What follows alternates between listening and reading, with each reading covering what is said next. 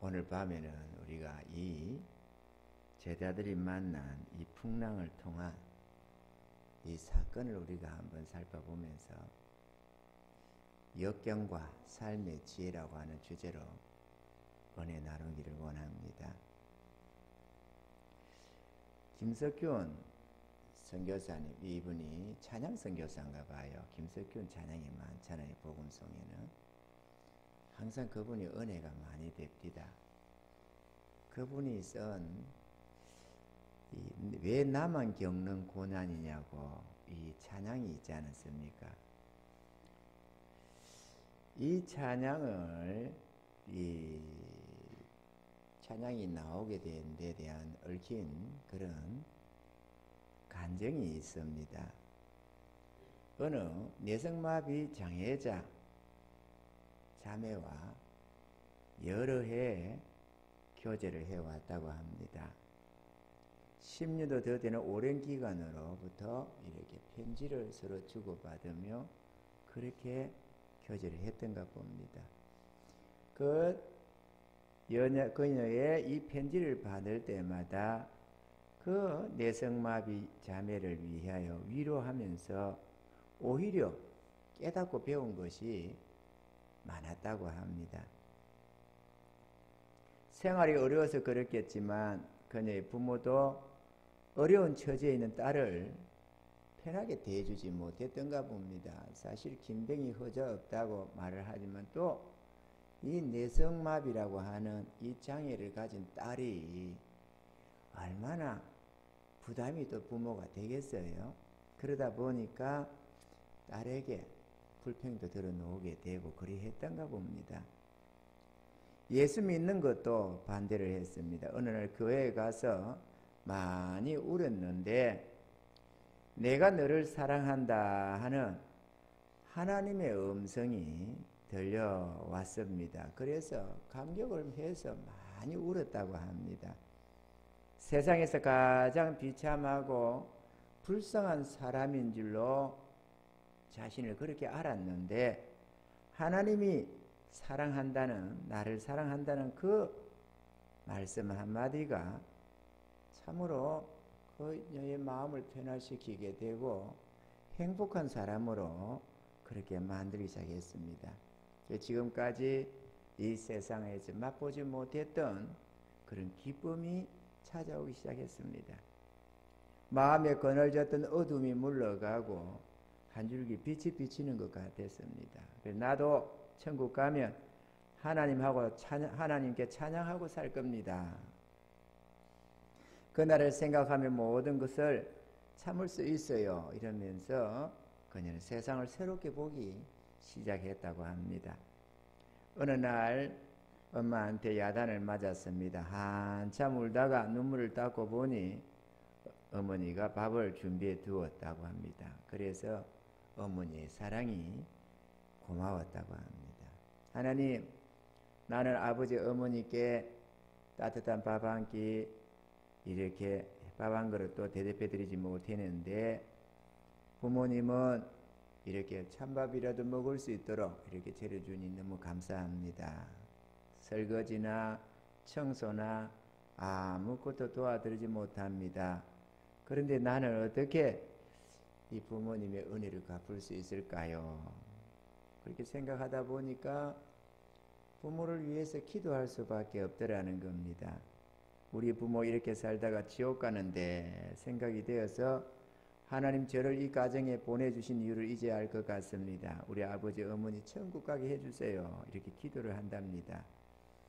그녀의 믿음의 형제들이 찾아와서 높은 산이 거친들이 초막이나 궁궐이나 내 주위에서 모신 곳이 그 어디나 하늘나라 이 찬송을 불러줄 때가 가장 좋다고 합니다. 이 김석균 찬양 선교사는 그녀에게 위로의 편지를 보냈는데 그 위로의 편지의 내용이 이렇게 복음성가로 태어났다고 합니다. 왜 나만 겪는 고난이냐고 불평하지 마세요. 고난의 뒤편에 있는 주님이 주실 축복 미리 보면서 감사하세요. 너무 견디기 힘든 이 순간, 지금 이 순간에도 주님이 일하고 계시잖아요. 남들은 지쳐 앉아 있을지라도 당신만은 일어서세요. 힘을 내세요. 힘을 내세요. 주님이 손잡고 계시잖아요. 주님이 나와 함께 함을 믿는다면 어떤 역경도 이길 수 있잖아요. 왜 이런 슬픔 찾아왔는지 원망하지 마세요. 당신이 이런 것보다 주님께 받은 은혜 더욱 많음에 감사하세요. 너무 견디기 힘든 지금 이 순간에도 주님이 일하고 계시잖아요. 남들은 지쳐 앉아 있을지라도 당신만은 일어서세요. 힘을 내세요. 힘을 내세요. 주님이 손잡고 계시잖아요. 주님이 나와 함께 함을 믿는다면 어떤 고난도 견딜 수 있잖아요. 이 아름다운 찬양이 나오게 되었다고 그렇게 합니다. 이사야 55장 8절로 9절에 보면은 여호와의 말씀에 내 생각은 너희 생각과 다르며 내 길은 너희 길과 달라서 하늘이 땅보다 높음같이 내 길은 너희 길보다 높으며 내 생각은 너희 생각보다 높으니라. 이렇게 말씀을 하고 계십니다. 오늘 본문 속에 제자들이 이해할 수 없는 풍랑이 찾아왔습니다. 밤 같은 오늘 이 본문에 보면은 그날 저물 때에라고 했습니다. 이 저물 때에 주님이 가라고 하는 그 말씀을 따라서 순종해서 배를 몰고 바다를 나가서 건너편으로 가고 있었는데 풍랑이 닥쳤습니다. 작은 풍랑이 아니라 바람과 파도로 인해서 배에 물이 가득해졌다고 하는 걸 보면 전복 위기 상황에 빠진다. 이제 우리 죽는구나 이런 생각이 들 정도의 풍랑이 일었습니다. 그만 배에 가만히 있는데 물만 차는 게 아닙니다. 막 파도 속에 막 흔들어대면서 파도가 치고 이렇게 가면서 물을 퍼내고 돛대 잡고 뭐하고 다 애쓰겠지만 워낙 강력한 풍랑인지라 배에 물이 가득해 돼가지고 이 평생을 뱃사공으로 살아온 뱃사람으로 살아온 이 제자들이 입술이 파래 질려가 주여 우리의 죽게 된 것을 돌아보지 아니하시나이까. 우리가 죽게 되었다고 그렇게 반쯤 원망 섞인 소리로 주님께 그렇게 하는 것을 우리가 볼 수가 있습니다.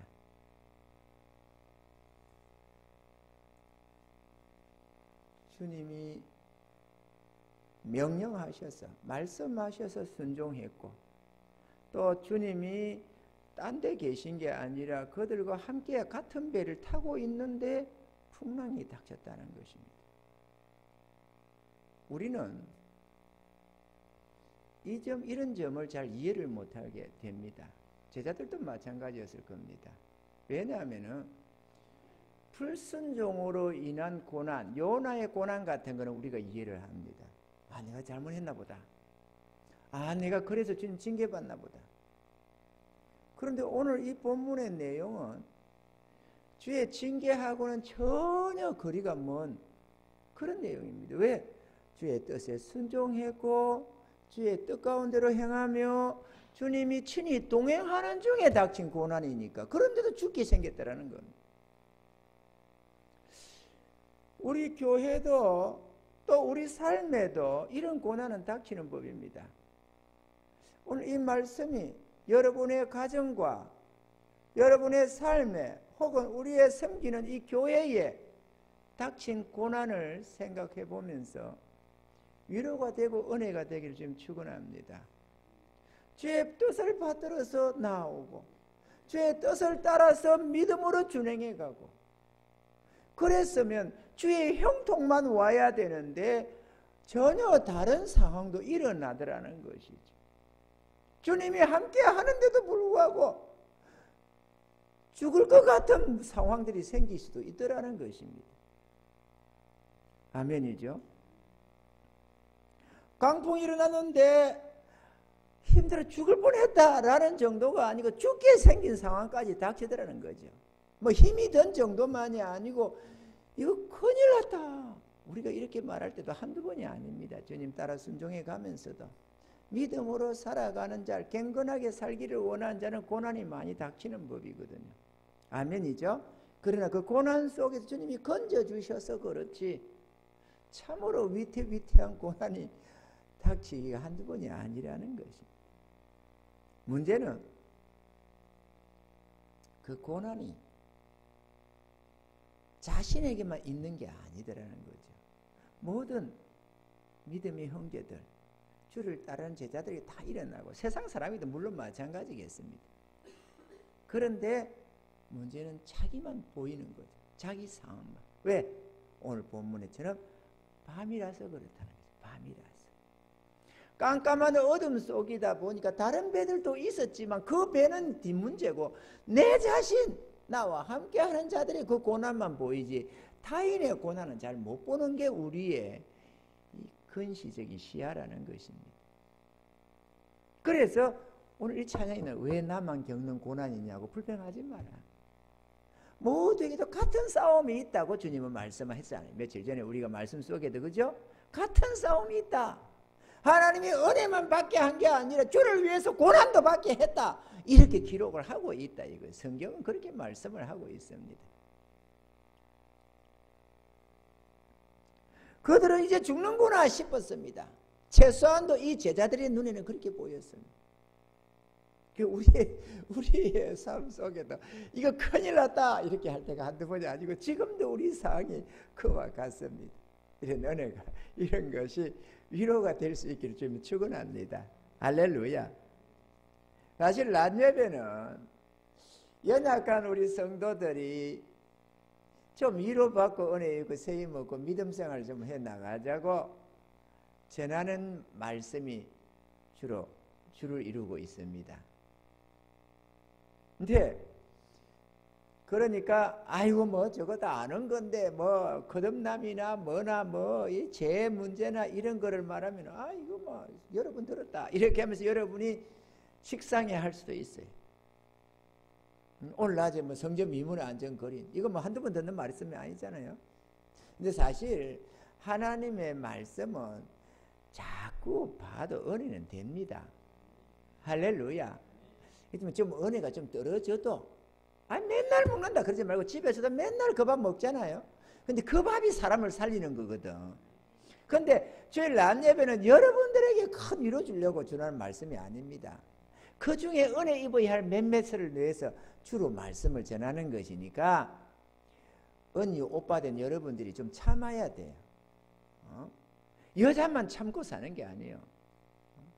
참아야 한다기에 그것만 중요한 게 아니고 믿음의 형제들도 앞서가는 자들은 뒤에 오는 이들을 위해서 은혜 받아야 될 그들을 위해서 희생하고 헌신하고 봉사하고 참고 견디고 그것도 필요한 거거든요. 아멘이죠? 이 저녁 예배는 우리 믿음의 형제들이 주로 믿음의 싸움을 싸워갈 때 필요한 말씀들이 주로 있고 믿음에 관하여 인내에 관하여 뭐 헌신에 관하여 이런 말씀이 주를 이루고 있다는 거예요. 내가 원래 계획을 세울 때 대체로 그렇게 계획을 세웁니다. 근데 이제 이러다 보면 어떤 생각이 생기냐면 낮에 오는 분들이 이 교회는 맨날 저런 설교만 해 이럴까 봐서 또 낮에도 한 번씩 좀 이런저런 믿음의 말씀도 헌신의 말씀도 이렇게 하기는 합니다만은 그러면 연약하들은 맨날 그 얘기만 듣고 헌신적인 말씀은 잘 못 듣는 거예요. 안타깝게. 또 그 말씀 속에다가 우리의 막 예를 들어서 구원에 관한 어떤 말씀을 죄에 대한 문제를 전하다 거기다가 헌신, 순종, 충성 이렇게 전하면 설교 시간이 1시간 반씩 이렇게 가요. 부흥회도 아니고 이러면 이제 막 성도들이 우리 은혜를 못 받아가지고 안 되겠다. 죽도 팔에 북도 팔에 장도 팔으라고 말이야. 여기도 저기도 다 들어가서 안 되겠다고 3호부터 불평을 할 때가 있어요. 목사님 설교 깁니다. 똑같은 것 같습니다. 이러니까 다른 사람이 다 어떻다 해서 사모만 은혜만 받고 있으면 내가 참겠는데 이거는 참을 수가 없더라 이거지. 나도 막 인내의 한계를 느껴. 그래서 나도 이제 좀 끊어버리고 핵심적인 것만 좀 전하려고 애를 쓰는 거예요. 그 사실 성전 미문에 앉은 건 낮은 했지만 다른 때는 이거 1시간 20분 1시간씩 이렇게 지나던 거거든요. 오늘 다 보태가지고 12시 2분인가 3분에 딱 끝냈어. 내가. 와, 내가 해놓고 내가 많이 놀라는 거야 요즘에. 설교가 좀 이게 수준이 좀 올라가는 것 같아. 내가 봐도 잔소리는 필요하다. 이거를 내가 공감을 하는 거야. 그런 소리 안 했으면 어쩌게. 성도들이 또 나한테 또 말을 못해 또. 사모는 이빠른 소리를 하면서 해줘가지고 그렇게 고맙지 뭐.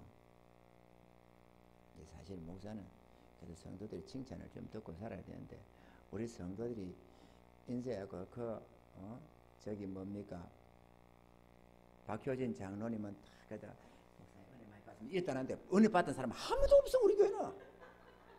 박효진 장로님 본전 받아봐요. 그거는 외식과 불법을 하면서 졸과 아멘이라고 있다가도 마칠 때는 목사님 고개를 딱 45 약간 이래가지고 목사님 은혜 많이 받습니다 이렇게 한다잖아요.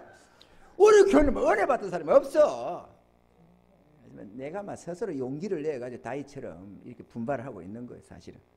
그래서 오늘 저녁에 이런 거는 우리가 믿음의 형제들이 좀 더 은혜 있고 또 알 수 없는 고난이 닥칠 때에 왜 나한테 이런 일이 생기느냐고 우리가 얼마든지 불평할 수가 있기 때문에 오늘 김석규 찬양 선교사가 한 이런 어떤 내용이라든지 오늘 이런 말씀을 통해서 좀 은혜 받기를 원하는 것입니다. 할렐루야. 밤 같은 인생길에 고난이 닥치는데 닥치고 보면 나만 고난을 당하는 것 같아요. 나만 힘든 것 같아요. 나만. 그런데 다른 배들도 주변에 있었다고 성경은 기록을 하고 있는 것입니다. 아멘이죠. 저기에 김충건이라는 교수님이 있었는데요. 이분은 알래스카에 좀 멀리도 갔나 봐요. 이 알래스카 주립대학의 교수로 재직하면서 1984년에는 최우수 교수상을 수상을 했다고 합니다. 이분이 알래스카로의 수출이 이분 때문에 알래스카로의 수출이 300배나 우리나라에 300배나 늘어나는 경제적 큰 공훈을 세운 분이라 합니다. 거기서 워낙 인정을 받고 해가지고 우리나라에서 많은 그런 것들이 수출이 될 수가 있었던가 봅니다. 그런데 그가 병으로 죽게 되어가지고 소망을 잃었을 때에 왜 하필 나냐고 불평을 하게 됐다는 것이죠. 그는 간이 2배로 부어서 기능이 상실되었고 회생이 절대 불가능하다는 판정을 받았습니다. 간경화로 수술도 받을 수도 없고 1년 안에 죽는다고 하는 말을 듣게 되었던 것입니다. 탄탄대로의 인생길을 걸어가는 기쁨을 누리기도 전에 그만 인생의 종말을 구하려고 하니 그 비통은 이루 다 말을 할 수가 없었다고 합니다. 그래서 그는 빅베어라고 하는 산에 올라가 가지고 하나님께 매달려서 기도를 시작했다고 합니다. 하나님, 다시 한번 저에게 기회를 주시옵소서 하면서 기도를 간절히 하게 되는데 그때 그분은 3가지를 깨닫고 크게 회개하며 눈물을 흘렸다고 합니다. 첫째로는 자신의 생명이 얼마나 귀중한 것인가를 깨닫고 자기 마음대로 살아온 과거의 삶에 대해서 회개를 했다고 합니다. 두 번째로는 자신이 아무리 위대한 인생의 계획과 꿈을 가져도 하나님이 자기 생명 취해가면 아무 소용없다는 것을 깨달으면서 회개했다. 세 번째는 자신의 생명을 구원하기 위해서 독생자를 보내주신 하나님을 위해 나는 무엇을 했느냐고 생각하면서 통해 눈물을 흘렸다고 합니다. 그렇게 한참 울면서 하나님의 용서를 구하면서 이렇게 기도를 하고 있는데 은혜를 구하고 있는데 하나님께서 그의 등을 이렇게 3번 톡톡 치면서 용서한다고 하더랍니다. 그리고 그는 완전히 육체적으로도 치유받고 영적으로도 새 사람으로 변화가 되어졌다고 합니다.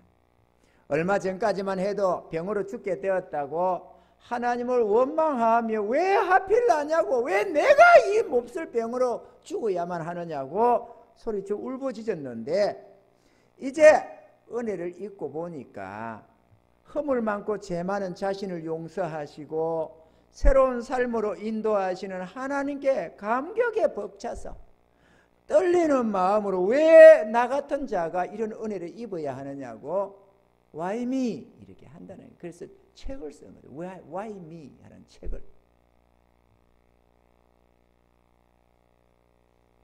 이것이 바로 우리 그리스도인의 감격이요 감사인 것입니다. 할렐루야. 원망과 불평을 내버리고 하나님 앞에서 감사와 감격으로 Why me? 왜 납니까? 아니 세상에 잘난 사람 어떤 사람 얼마나 많이 있는데 왜 나 같은 자에게 이런 은혜를 주십니까? 감당이 불감당 같은 이 은혜를 왜 나 같은 자에게 주십니까? 여러분 한번 생각해 봐요. 특히나 우리 교회 성도들은 좀 why me 할 필요가 있습니다. 왜 나한테 우리 일꾼도 별로 없이 이렇게 나한테만 이런 짐을 지웁니까? Why me? 이럴 게 아니고 오늘 이단도 가득하고 이단이 아니고 참단이라고 해도 참된 믿음이 별로 없는 이 믿음이 나 마지막 때 믿음 보겠느냐고 주님 말씀하셨던 이 믿음 없는 세상에서 왜 나 같은 자에게 이 같은 은혜를 주시느냐고 Why me?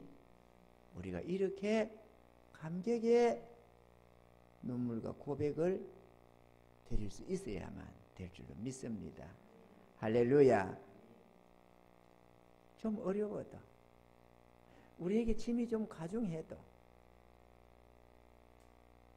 목사님이 능력이 없어서 부흥이 안 돼서 그러네 뭐가 어쩌네 시대가 어쩌네 이럴 것이 아니라 우리 주님께서 나 같은 자도 귀하게 저 하나님 솔로몬 성전의 보아스와 야긴처럼 하나님 나라의 기둥으로 여기시고 나에게 이 같은 짐을 지어주시는구나. 이래서 하늘의 칭찬과 영원한 상급 쌓으라고 나에게 무한한 기회를 주시는구나. 우리는 이렇게 좀 생각을 해야 될 줄로 믿습니다. 그리고 좀 힘들지만 주님이 견딜 수 있다고 나의 믿음을 인정해 준 것 아니냐 이렇게 했다는 거는 교회의 주인 되시는 이가 어련히 당신의 종들 하나 못 보내가지고 이러겠어요? 아니면은 만물의 주인 되시는 그분이 재물이 그분에게 있는데 그분이 여기다가 물질 하나 줄 게 없어서 이렇게 자기 당신의 교회를 이렇게 놔놓겠느냐 이거. 아멘이죠? 전능하신 줄 아는데. 여러분 제가 전에도 한번 이런 얘기도 하지만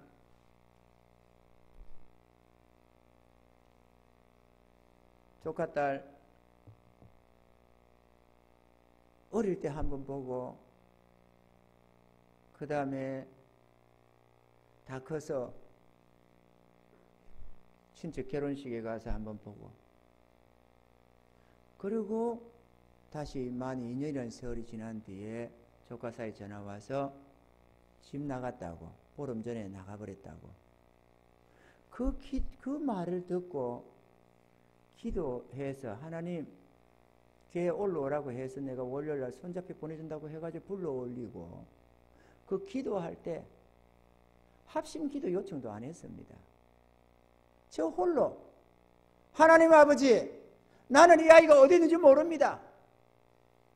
그렇지만 하나님은 눈앞에 있지 않습니까? 연락 오게 해주세요. 그 기도에 30-40분 정도밖에 소요 안 했습니다. 그리고 절대로 불가능할 것 같은 거기서 전화가 와가지고 찾은 거예요.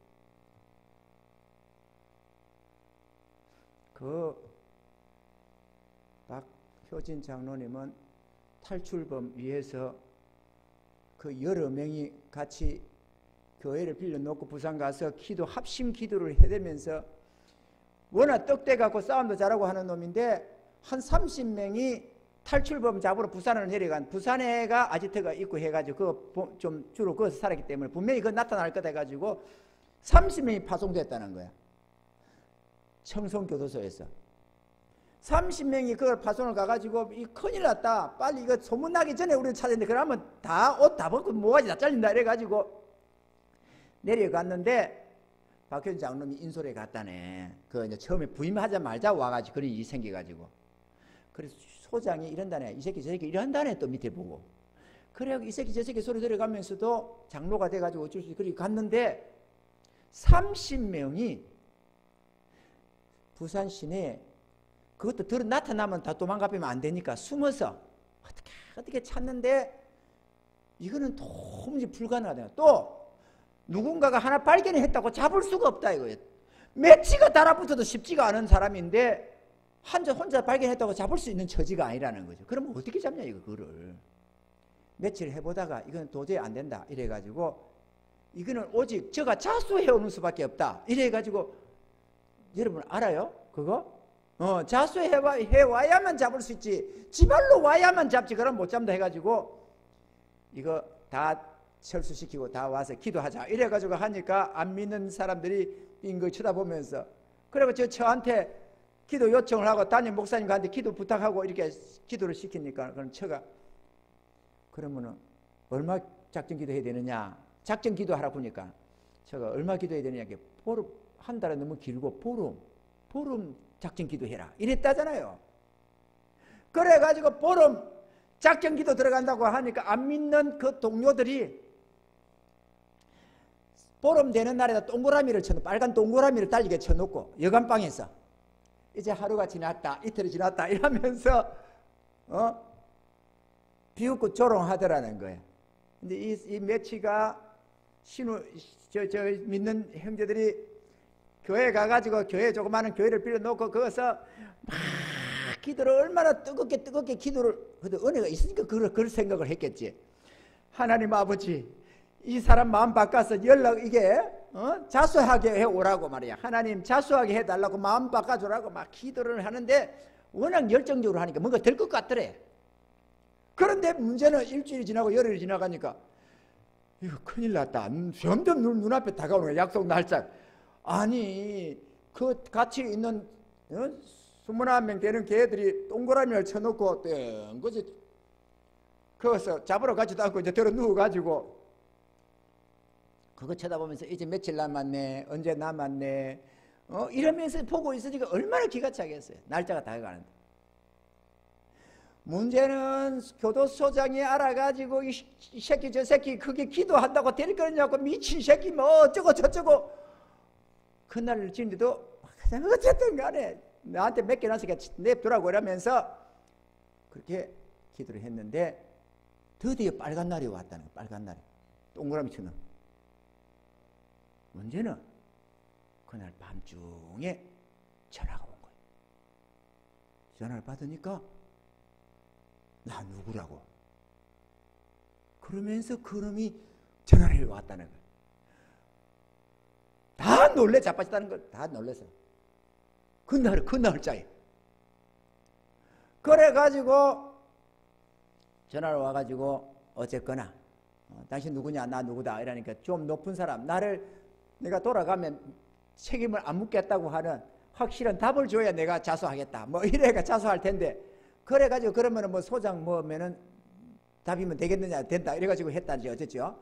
그래 하고 나니까 그때부터 그 소장님이 이 새끼 저 새끼 하던 소장님이 장로님 이렇게 그때부터 그 교도소에서 존귀해져 가지고 모든 데서 힘을 얻었다잖아요. 장로님 뭐 다 눈이 싹 바뀌어지더라는 거죠. 그걸 딱 보고 나서는 보름 이렇게 하던 미친놈이 새끼니 그거 말이 되느냐고 하다가 되고 나니까 교도소장 목 안 잘리고 말이야 다 남아들고 이래가지고 그냥 종기인자가 됐다잖아요.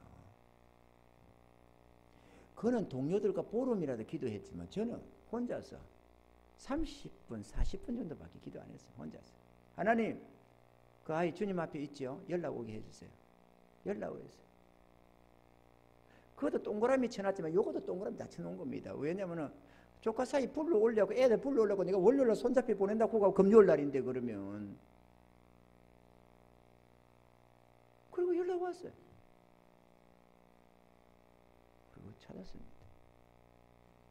근데 우리 교회가 전심에서 기도를 하고 있는데 그 기도를 하나님 안 들으시겠어요?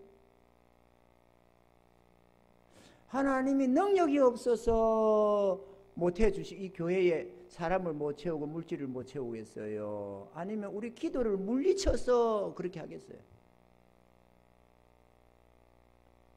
하나님의 이유가 있겠지. 욥이 그 고난 당할 때에 하나님 앞에서 왜 내가 이래야 되느냐고 탄식을 이유 없는 고난이라고 했지만 거기도 이유가 있더라 아닙니까? 알고 보니까 지나봐야 알지. 요셉이 내가 왜 이렇게 형제들에게 이렇게 버림당해 가지고 노예 신세가 돼야 되고 감방까지 이렇게 가야 되느냐고, 내 믿음 지켰는데 왜 이래야 되느냐고 속상해 했을 수도 있겠지만, 왜 이래야 되느냐고 했겠지만 거기도 이유가 있었지 않습니까?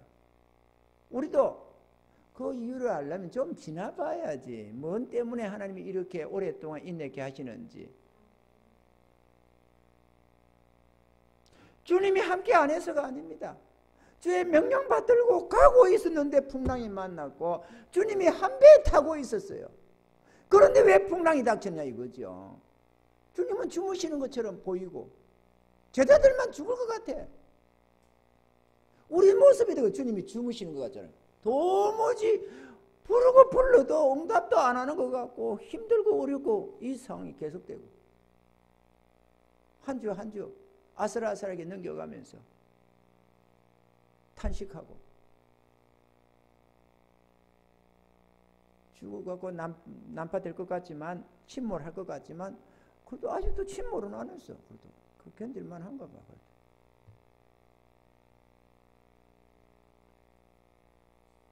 그러면 우리 교회만 이렇고 우리의 삶만 이러느냐? 어느 죄 백성 치고 등 따지고 편안하게 살아가는 사람이 어디 있습니까? 다 이런 고난 저런 환난이 있고 이런저런 시련이 있는 법이지. 아멘이죠? 밤이라서 그래요. 밤이라서 남의 고난은 잘 안 보이고 내 고난만 보이는 거예요.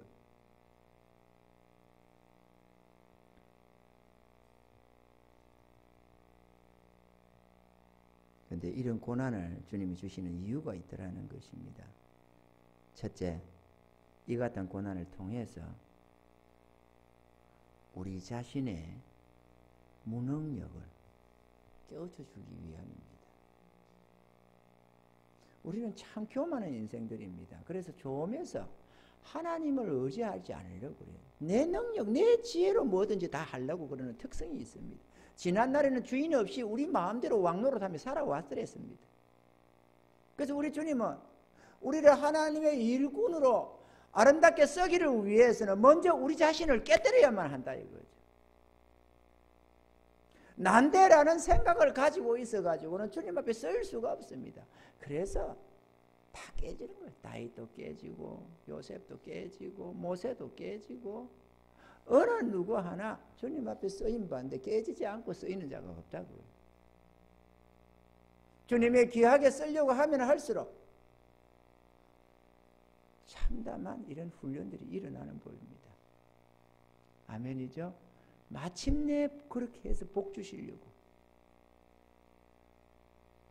지금은 왜 나같이 이렇게 힘들게 우리 교회는 이럴 거야 할 게 아니 하겠지만 좀 이따가 우리 주님의 은혜가 넘쳐날 때는 왜 우리 교회만 이렇게 은혜를 입냐고 또 그런 날이 올 줄로 믿습니다.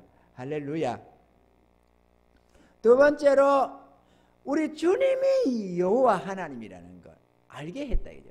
그때 그 제자들은 몰랐습니다. 예수님이 주는 그리스도시 하나님의 살아계신 하나님의 아들이냐 이렇게 고백도 하지만 이런 사건을 통해서 그런 고백들도 나오는 것이지 그들은 몰랐습니다. 그래서 의혹하고 육신의 형제들까지도 예수님의 형제 젖동생들까지도 의심하고 했다고 성경은 기록을 하고 있는 것입니다.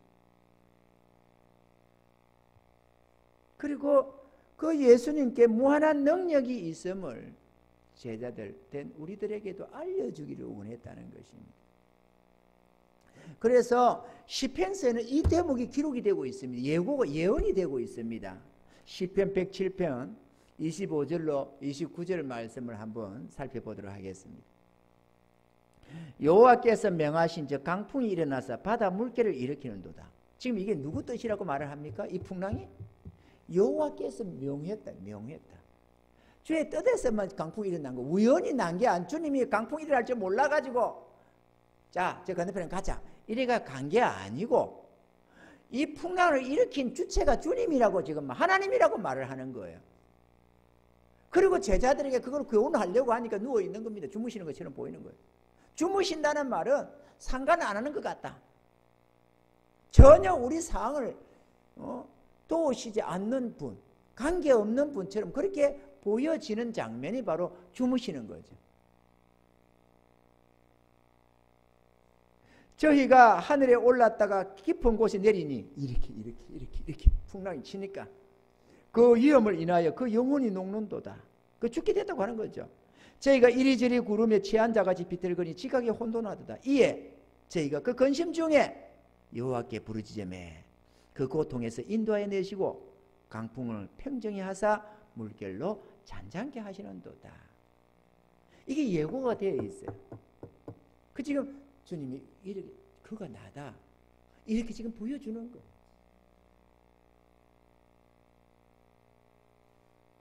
성경에 보면은 이런 대목이 있습니다. 유대인들이 당신 누구냐?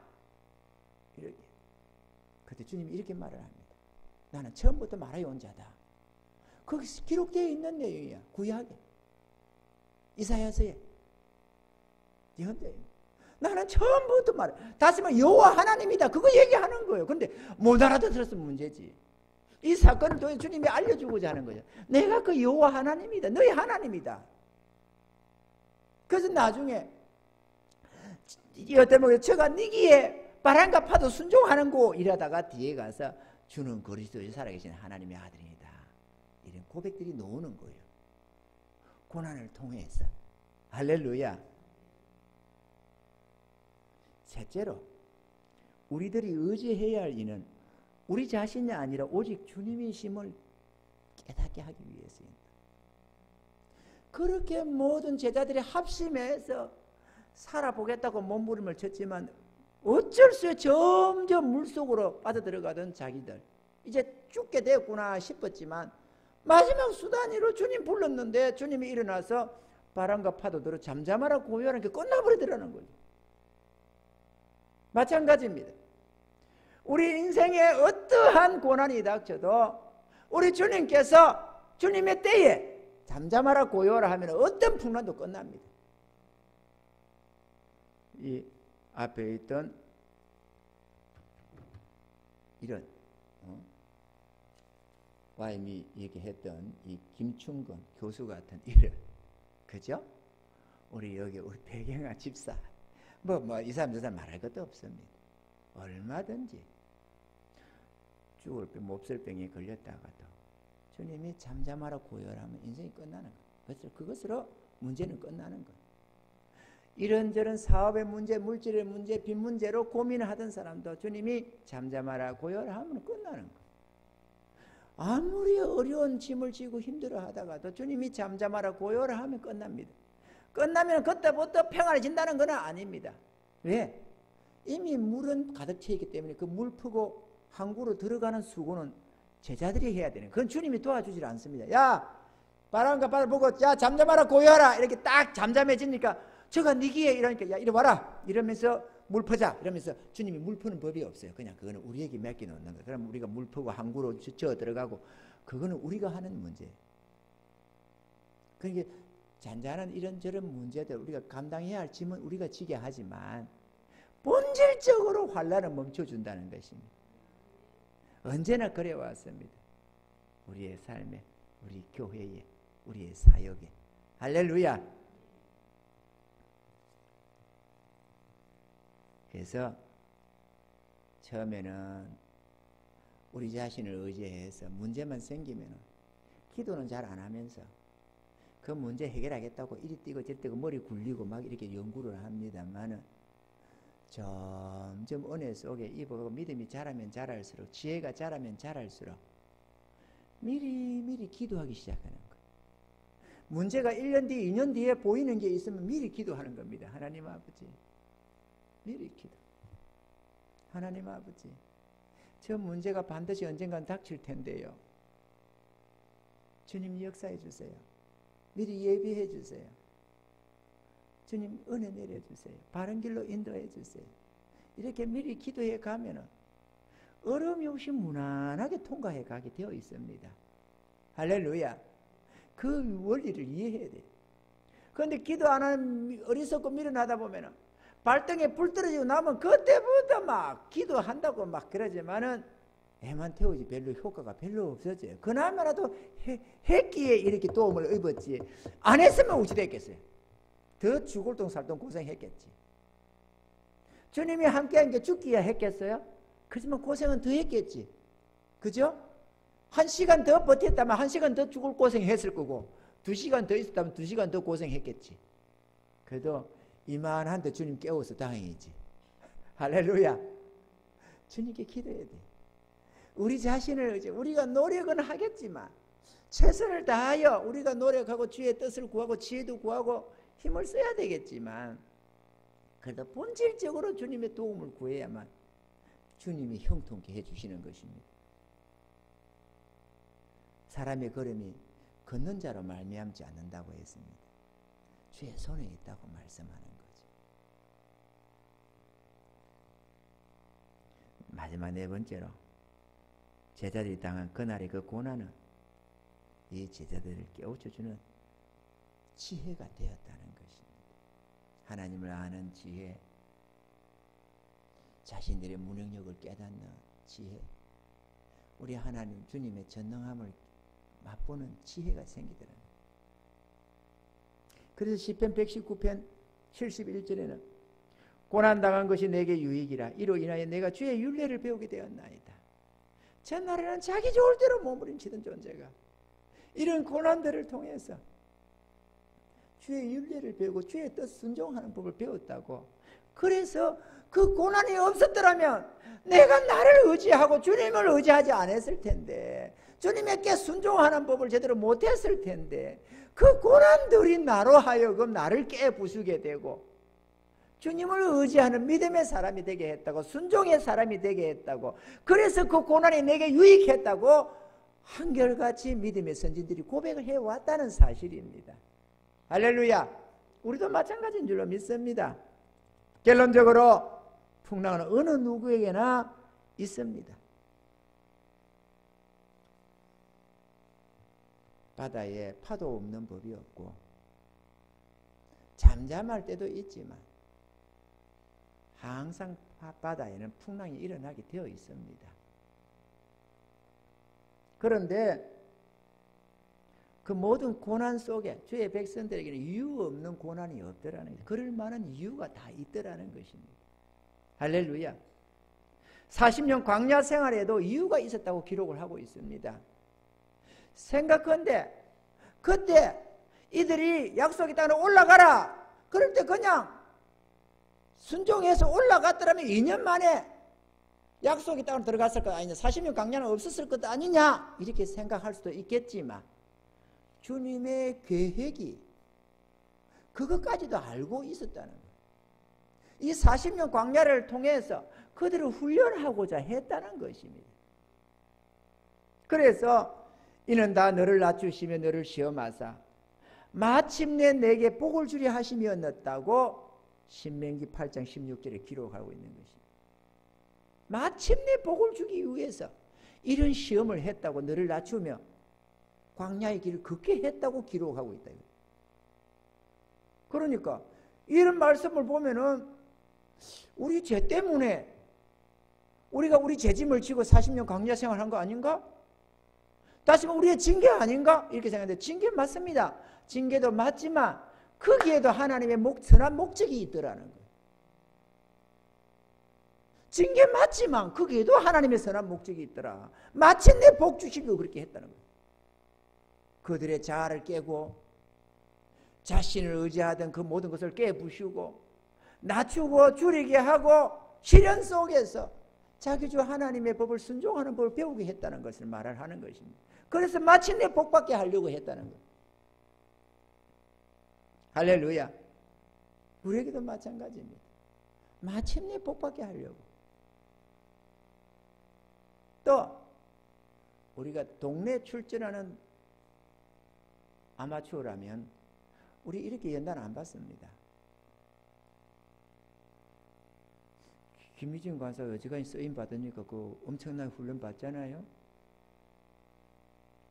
도대에 출전할 정도 됩니다. 이렇게 안 받습니다. 우리는 이 한국교회 계획이라고 하는 한국교회 부흥이라고 하는 그 위대한 사역을 맡고 있습니다.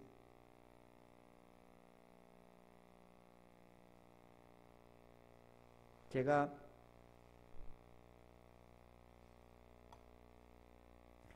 그냥 하는 소리가 아니에요. 주님이 뜻을 주시고 명하시고 그렇게 해서 오는 것이지. 내 생각에는 내 인생이 이대로 끝나는 거 아닌가 싶은 생각이 들어요.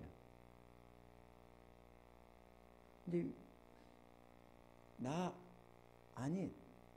우리들 아닌 외인에서 아는 사람이 하나님 알게 하는 분이 있더라고. 내가 신학교 다닐 때인데 신학교 교수님 한 분이 있었어요. 그분이 나한테 많이 도움을 줬습니다.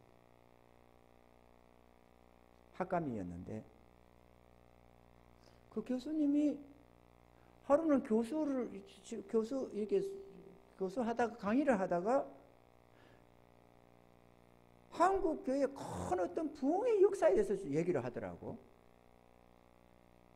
부흥 강의하면서 이런 역사가 있었는데 1000여 명이 모인 1000명이라나 2000명이라나 그런 모인 어떤 그런 목사님들의 그 속에서 어떤 하나님의 어떤 분에게 역사를 해가지고 막 큰 어떤 역사가 일어나고 어쩌고 이렇게 한참 하더라고. 그렇게 해서 우리가 은혜 받고 이렇게 나는 또 주님의 이런 뜻을 받던 게 있으니까 사모한 마음에 야 그래 나에게도 언젠가 저런 걸 주시겠지 이러고 있는데 이분이 의미심장하게 이러는 거예요.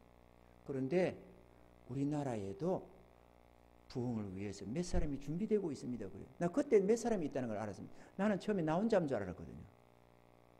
근데 그분이 그래요. 그 교수님. 우리나라에 이 마지막 큰 부흥을 준비하는데 몇 사람이 쓰임받고 있습니다. 몇 사람이 준비되고 있습니다. 그러더라고. 그런데 그 말을 듣는 순간에 내 속으로 저 중에 하나 나지 이라고 있었어요. 그러고 나서 수업이 마치고 복도에서 척 마주쳤는데 이러는 거예요. 장던수사. 그래서 예, 그 중에 한 사람이 자네예요. 이러는 거야. 그래서 예, 맞아요. 근데 교수님 어떻게 알았어요? 아는 수가 있지. 이러더라고. 아직까지도 이 교회 한국의 주도는 문제고 여기라도 좀 채워야 될 것 아니에요. 하나님이 왜 이밖에 안 주시느냐고 도대체가. 별별 설교를 다 해도 사람들은 뭐 신앙 목사 한 지 2년 3년도 안 돼가 교회 막 80명이나 100명이나 200명이나 한 데도 많아요. 근데 왜 이러느냐고 하나님께서는. 우리 교회는 30명을 넘겨서 예배 드린 적이 없는 것 같아. 내가 지금까지 30명 넘은 적 없죠. 내 우리 장전사 그래도 150명이 몇 명이 앞에서 설교했다 보기에는 내가 부럽더라고. 나는 30명을 넘겨본 적도 없어. 30명. 이 사람이 옳으면 저 사람이 빠지고 저 사람 보면 저러 가고 그래가지고 세상에 여러분만 실현되는 게 아니라 나 죽을 것 같아. 그런데 견딥니다. 믿음이라는 게 뭡니까? 믿음이라는 게 하나님의 약속에 대한 신뢰가 믿음 아닙니까? 그거 깨 부숴버리면 뭐가 남느냐고. 요셉이 비록 노예로 팔리고 감방에 들어가지만 했지만 그래도 하나님의 약속을 신뢰하는 그 신뢰가 있었기 때문에 끝까지 견디는 거 아니에요? 하나님 앞에서.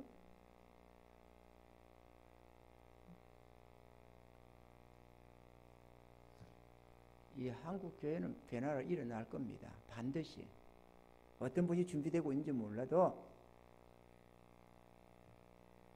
다른 사람들은 모르겠지만 우리 안에서 엄밀히 준비하는 교회가 이 교회입니다. 인내하십시오. 하나님이 그 목적으로 훈련하는 거예요. 처절한 일은 또 맛보게 하고 전능하신 하나님의 능력도 맛보게 해가면서 은혜가 없어서가 아니라 넘치는 은혜 속에서 이견디게 하는 거예요. 무슨 이유인지 모르겠어요. 문을 닫아놓고 열면 닫을 자가 없고 닫으면 열 자가 없는 그 전능하신 주님께서 전도의 문 막아버리고 구원의 문 막아버리고 몇 사람 이렇게 붙여놓고 이렇게 버티고 있게 하는 거예요. 주님이 끄다 놓은 사람만 여기 남아있어요. 여기 남은 저 여러분들이 복이 있는 사람들입니다. 사실은.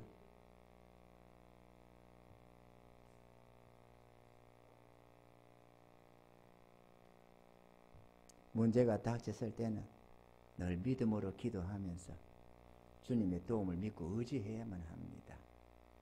주님의 도움을 믿고 의지해야 돼요. 불구름 기둥 탈출한다고 될 게 아니고 믿고 의지하며 나아가면 주님은 이렇게 말씀을 합니다. 빌립보서 4장 6절 7절에 아무것도 염려하지 말고 오직 모든 일에 기도와 간구로 너희 구할 것을 감사함으로 하나님께 아뢰라. 그리하면 모든 지각에 뛰어난 하나님의 평강이 그리스도 예수 안에서 너희 마음과 생각을 지키시리라. 염려하지 말아요. 교회의 주인은 주님이십니다. 우리가 아닙니다. 구원을 주시는 이도 주님이시고 그 생명 취하는 이도 주님이시고 일꾼을 붙이시는 이도 주님이시고 물질을 공급하시는 이도 주님이십니다. 그 주님이 죽었겠어요? 주님이 안 계셨겠어요? 이러겠어요? 제자들은 주님이 안 계셔서 죽을 듯 살던 그 고통을 당했겠어요? 아니면은 그 배 킷대를 누가 잡았는지 모르지만 베드로가 잡았을까? 요한이 잡았을까? 베드로. 성질 급한 베드로가 킷대 잡아. 야 베드로, 너 왜 그렇게 배를 끌고 나와가지고 지금 이렇게 우리가 다 이 죽을 개고생을 하냐? 이런 건 아니었겠죠? 주님의 명령 속에서 갔다는 걸 우리가 성경을 볼 수가 있어요. 하지만 고난이 왔습니다. 그리고 죽을 것 같은 고난을 당했습니다. 주님의 목적이 있더라는 거죠. 오랜 인내 속에서 우리 성도들, 일꾼들 낙심되는 거 충분히 나 이해합니다. 저도 저 자신 낙심이 될 때가 한두 번이 아닙니다. 내 인생이 이대로 끝나는 거 아닌가 이런 생각도 해봅니다. 우리 교회 이렇게 하다가 내 사역도 이렇게 끝나는 건 아닌가 이런 생각을 수없이 그 의심이 이름은 사단도 수없이 나를 공격했습니다. 그런데 하나님의 약속은 피해지는 법이 없습니다. 주님이 약속하신 것이기 때문에 반드시 역사되게 되어져 있습니다.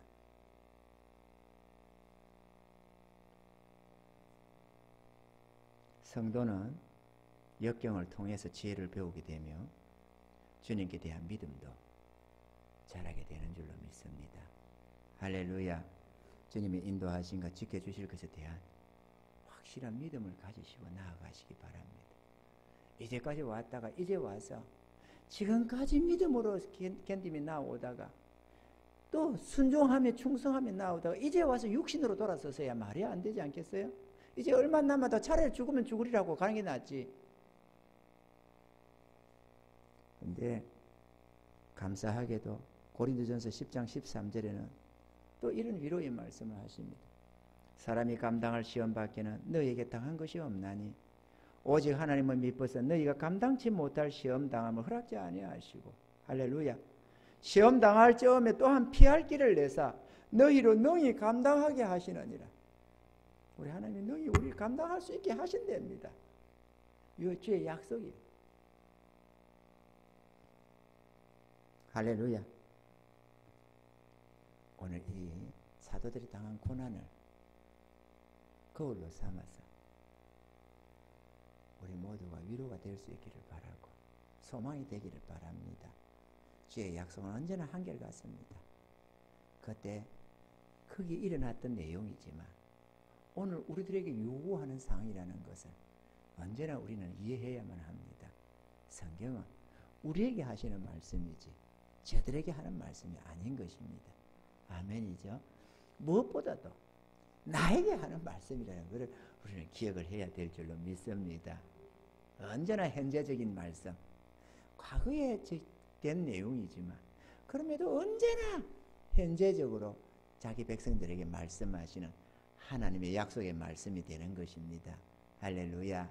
은혜해 보시고 끝까지 인내하시라고 주님 주시는 말씀이니까 끝까지 인내해 가면서 승리하시길 지금 축원합니다.